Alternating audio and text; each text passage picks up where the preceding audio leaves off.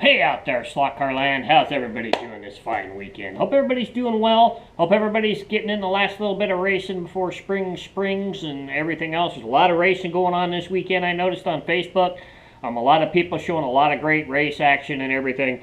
We still got 2 races to go in our point series, and hope you guys enjoyed everything. Hope you caught the recap video earlier today, and I hope you caught the featured race that went up on Wednesday. And everything else that's going on the channel right now. We're doing a lot of great stuff, a lot of great content, and hope you guys are enjoying it. Before we get started with today's video, I've got this little plug for the merch shop, so take a look and see what you guys think.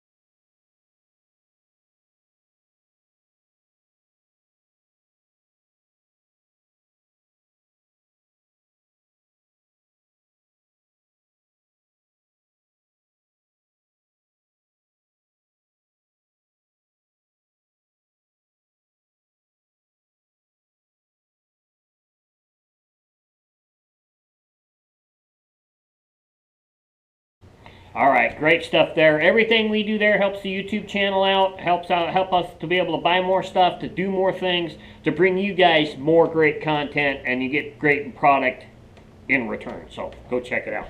So today we're going to be talking about track. This video is going to supersede the other video that I did on track because I did not have everything at that time that I have now. So this video will supersede that one. Once this video goes up, I'm going to delete that video. So we've got the 4 major slot car track producers in the United States that we're going to talk about. We've got all 3 generations of Aurora. We've got 2 generations of Taiko, and I believe that's the only 2 generations. One's older than the other one, but we've got those. We've also got Autoworld, the current Autoworld track, and we have a piece of Lifelike track. So we're going to take a look at all of this. We're going to talk about lane width. We're going to talk about pin depth. We're going to talk about connection. And we're going to talk about the time frames from which each piece of this track roughly comes from. I believe I've got it all worked out. So we'll go from there. So first off, let's start with the 2 major track companies here in the United States. If you were a kid, you either got an Aurora set or you got a Taiko set.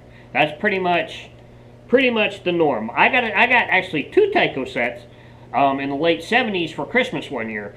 So I kind of know where time frame and the Taiko stuff is, and I've got everything worked out with Aurora. So let's start with, of course, probably the king in the United States of slot car track, and that's Aurora. So there's 3 different generations of AFX, Tomei AFX, and Aurora AFX track. Of course, the first track that they came out with, and this is a lap timer strip piece, is the lock and joiner track. So it hooked up by 2 pins that went in the end, and then there was a center U piece that went here between here and the other track and connected the 2 race tracks. That was the first generation of Aurora track. It was basically what came out with the vibrators, and it was what came out with the T-Jet cars through all of their sets. If you look on the bottom of the sets, you'll see the Aurora symbol, and then you will see model motoring on the bottom of it. That's what the sets were called when they first came out. They were the first were the vibrators, and then came the T-Jet cars and their generation of cars, the standard T-Jet, the dune buggy, the trucks, so on and so forth. So there was a lot of great pieces with these. These tracks are fun to race on. I've raced on them. We have one here in town. Jim's track is a lock and joiner. The only drawback to a lock and joiner track, of course, is pin depth, and they're a real rough racetrack to race on. You got to have your car set up pretty high. You can't go really low because the track's so rough, and they're just really rough that way. Now you can see On most tracks that had the pins that stick out, you can see that they usually go to the inside, where Auroras go to the outside. So it actually presses against this piece of racetrack to get it, to make your connections. To look at your pin depth, you're about 1/8 of an inch on your pin depth on the model motoring sets. So you can't really go really low. So in the early 70s, AFX came out with what we call in our group non-magnet traction, but they're known as the AFX car, which is standard for Aurora Experimental, Aurora Factory Experimental. The track that they came out with, they decided to change the track and came out with this. These are side clip, so you go this way to clip them together, track. These came out in the early 70s. It's got a copyright of 1971 on the bottom of it. And the connections were a little better with this than the lock and joiner. They were smoother. The drawback to this track, though, is these end tab pieces. They're really easy to break off. Very hard to find this track now, basically, to get them replaced. Now, there is a, if you look on the bottom, you've got this little hook thingy right here. They do make a metal U-clip that fits right in that slot to connect the two pieces of racetrack if your tabs on the ends get broke. They're kind of hard to find. I do see them occasionally on eBay, and I occasionally see them on some of the websites that they're selling them. If somebody comes across, if somebody comes across a lot of them or whatever. When it comes to pin depth, these are a little more closer to 1/4 of an inch. Put it on this side. So you're a little deeper with this track than you are with the original lock and joiner. So you got your slightly longer pins. If I remember right, the flip pins on the AFX ones were slightly longer than the original stock T-Jet pins. And then, of course, you got your last generation of Aurora track, and this is actually an Aurora, well, no, it does say Tomei on the bottom of it. I'm not sure when this came out. This is probably the last generation of AFX, and is currently the Tomei AFX track. I think these came out right around the time G Plus cars started to come out, so late 70s, early 80s, I think they changed to this track. And of course now this is also the Tomei track as well. So when we talk about pin depth on this track, you're, I think, pretty close to the same. You're still, I think you might even be closer to 1/4 of an inch on the new track. This is a new piece. I believe these are made off of the original molds from Aurora, so the pin depth is probably the same whether it's a Tomei piece or an Aurora piece. So that is your latest generation. So let's go and talk about Taiko. Now Taiko only has, to my knowledge, 2 types of racetrack. They have this style, which is close to the AFX style, but it adds one more notch, and if you look, they're also thinner than the AFX. So these are even easier to break off. This is a piece out of the Taiko Pro set that we have. There's also an older set. This is a specialty piece, a cobblestone specialty piece. And if you look at the bottom of this one, it'll say Taiko Speedways on the bottom of it. I believe this is probably Taiko from when Taiko S came out, the first Taiko chassis. I believe that's what this track is from. I think all of theirs is probably stamped Taiko Raceways on the bottom of it. There is no date on the bottom of this piece, from what I can see, so we can't give you a date on that, and I don't think there's one on the bottom of this one either. No, it just says patent pending and gives you the track length and whatnot. So, but they were the same. These 2 pieces are, I believe, both the Taiko S and the Taiko Pro cars had this style racetrack. And these are even, like I said before, these are even easier to bend Now they don't, if you notice, they do not have that, and you can see this one's got a broke one on the end of it. They do not have that little piece to be able to put the metal piece up under there to connect them to. So once you break, excuse me, once you break that tab off, you're pretty much done and you got to get a new piece of racetrack. So now the latest gen Taiko track, this came out probably late 70s when the HP2s came out. I know because I had two HP2 sets and this is the style of track that it had in it. So I'm pretty sure this is late 70s, probably 77 onward is what this Taiko track would be. And of course it would also be what Mattel put out when Mattel acquired Taiko. So these are a little better than these. They still can get really rough. These tabs right here are very easy to break. They are very thin. Of course, these are there so you can push down, pull them apart, whatnot.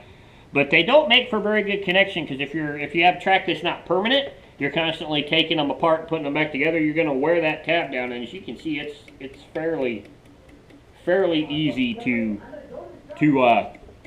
break off and to break out there. So. That is the latest track. This track is right up to the end when Mattel stopped making sets. I bought a 4-lane set in early 2000s, and this was the track in it. And it was also, I had a lot of this track left over from my tracks that I got in the 70s when I was a kid. So this is probably the longest piece of generative track in slot car racing, from the late 70s all the way up until the end. And I think it was probably 2004, 2005 when Mattel stopped making sets, something like that. Might have been 6, not quite sure. But when you buy a Mattel set, that's what's going to be in it. If you buy an HP2, an HP7, or a 44X2 set off of eBay, or at a yard sale or a slot car meet, it's going to have this style track in it. If you're buying any Taiko Pro sets, it's probably going to be this track.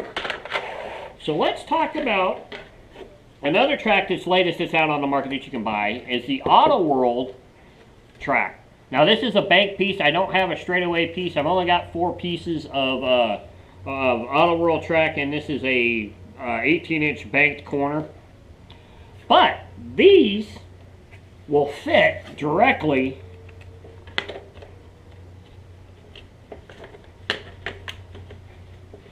to your AFX track. No need of an adapter track. No need of an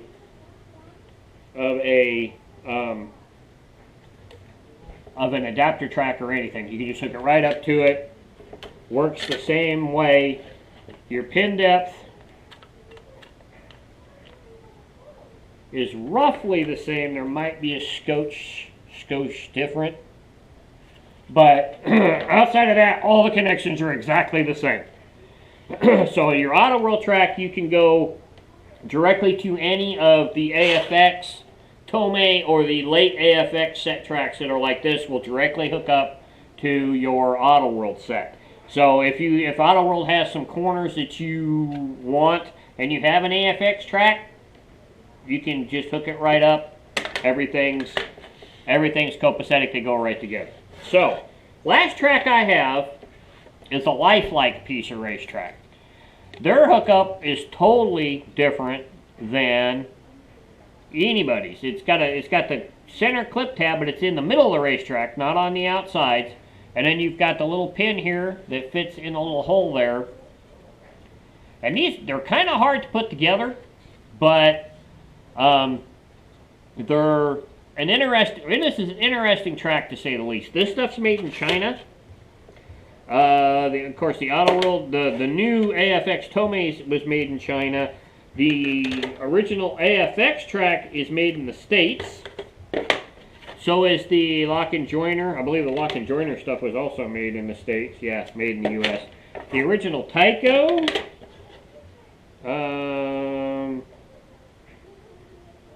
Speedway's one doesn't have it on the bottom of it. Let's see, does this one? So this Taiko was made in the States, and then these are made in Hong Kong. And this one's made by Taiko. This is prior to Mattel purchase, and I believe The Mattel stuff is also made in Hong Kong. But we have a full set of Lifelike. We're going to have to put it together one of these times and do a review on it. I haven't done that yet. The interesting thing on Lifelike, one, pin depth. It is very, very short, 1/8 of an inch. So this stuff is exactly the way the original Lock and Joiner Aurora track is. There is no date on the bottom of this. This is from a fairly recent set towards the end of Lifelike's run, being owned by Lifelike before it was sold off. Couple other things about Lifelike track. The lane spacing is wider. So here is... So this is Taiko, or Lifelike, up against the Tomei track. You can see the width difference in your lanes. So you've got a slightly wider lane spacing between the two lanes. If we go from slot to slot, center of slot to center of slot, you're about 1.5 inches. On the Tomei track, you're about 1 inch. What is that? 1 5/8. So that's 1/8. Yeah. So 1 5/8 on the Tomei AFX. The early 70s the same. Okay. So the original Taiko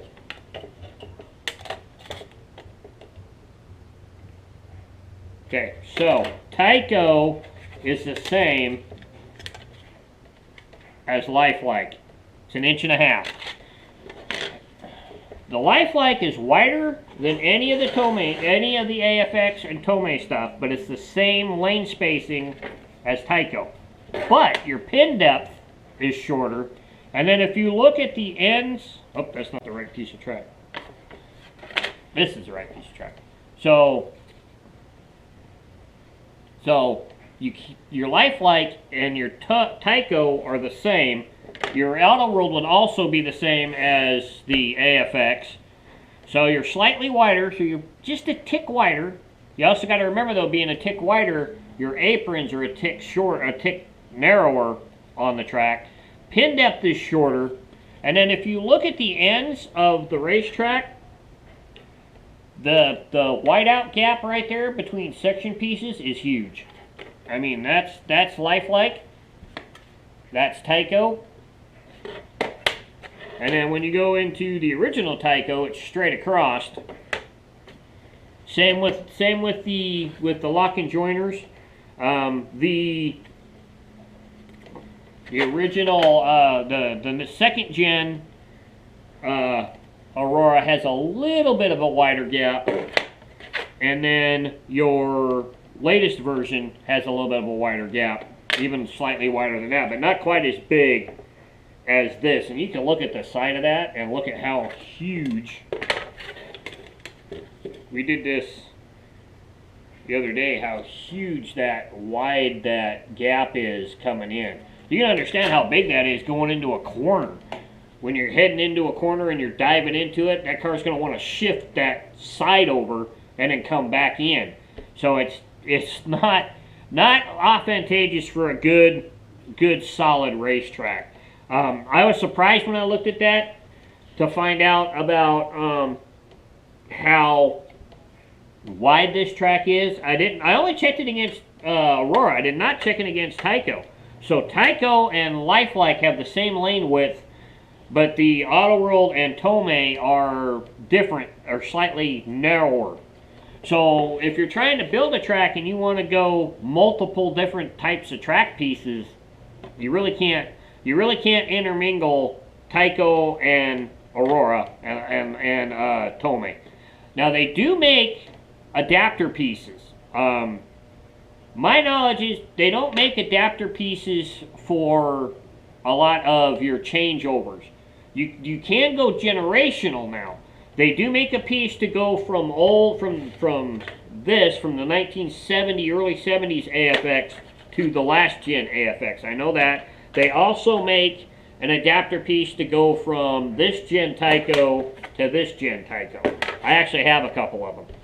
So you can go back and forth, and then of course, with your Aurora, with your Autoworld stuff, you don't even need an adapter piece to put it with a Tomei piece. So that's probably your best bet. If you want to intermingle stuff and you can't find a corner that you want in Tomei or AFX or Aurora, take a look at the Autoworld stuff and see what you can get from Autoworld, and then you can just plug it right into your Tomei Aurora track if it's the last gen track, and you're ready to go. Pin depth is awfully close. You're not going to have to change anything there, and it's, you know, just great there. So that's the kind of the differences between tracks, the generations of track that are out, and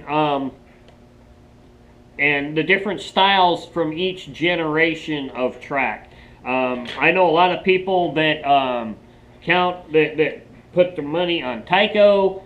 Me, I think the best commercially bought track is Tomei AFX, because the connections are solid. Granted, you're going to have pieces here and there that aren't going to fit good together. We had to change a piece on the layout before last weekend's race because we had some connection issues in Blue Lane. It was really causing an issue, especially with the magnet cars. We fixed that, and it seemed to bring that lane back. We're also going to be rewiring the track this summer, so that'll kind of help with that connection issue either. And we're going to put a jumper wire to the other side of the racetrack, so hopefully power is consistent all the way across. So you're going to have that issue. Something else you need to watch out for is rails popping up at the ends of your track. If they're heated or bowed anything, especially your 15-inch sections, if they're bowed, it'll cause the end of the lane rail to pop up. That might be an issue too, so take a look at that. And there's really no way to get that rail to go down unless you want to put some super glue or something in there and hold it down, and then stand over the top of it to get any glue residue or anything off the rail on the top side. But that's about the only way you can fix that. But that's the generations of track.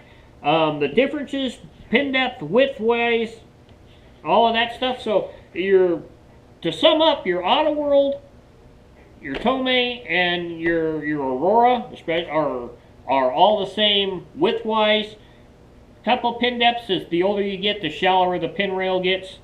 Your lifelike, and I don't know if there's a lifelike conversion to Taiko, to let you know, but there is a conversion to go from the newer Taiko to the older Taiko if you can find them.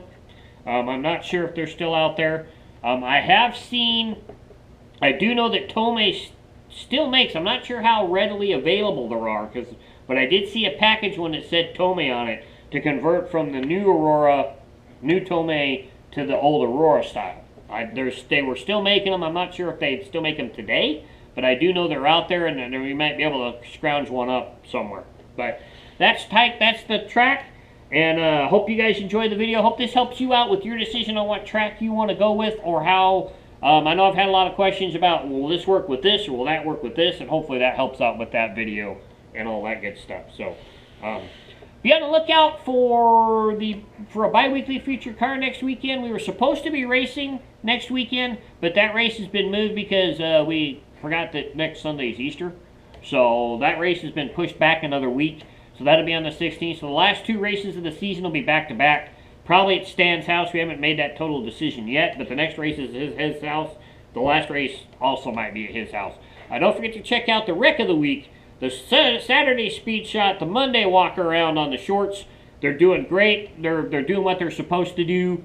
They're bringing in a younger crowd, and hopefully those younger people will get involved and get interested, and then go out and talk to their parents, or go out and try to find some racers locally within their area to get into the hobby. And if you guys have some young people show up to your race, help them out.